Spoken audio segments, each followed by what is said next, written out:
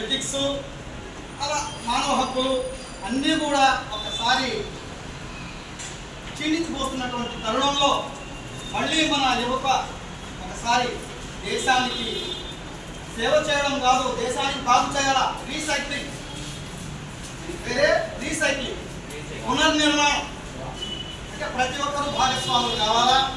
అందువల్ల ఈరోజు కాళహస్తి పట్టణ జమాతే ఇస్లామీ హింద్ గతం వర్తమాన అధ్యక్షులు, అలాగే మన స్టూడెంట్ ఇస్లామిక్ కోఆర్డినేషన్ రాష్ట్ర కార్యదర్శి హఫీజ్ గారు, అదేవిధంగా జమాతే ఇస్లామీ హింద్ తిరుపతి జిల్లా అధ్యక్షులుగా ఇక్కడికి రావడం జరిగింది. ఈరోజు ఈ యొక్క కార్యక్రమాన్ని ఉద్దేశించి మన గౌరవనీయులు హఫీజ్ గారు మీ యొక్క అమూల్యమైన ప్రసంగం చేస్తారు.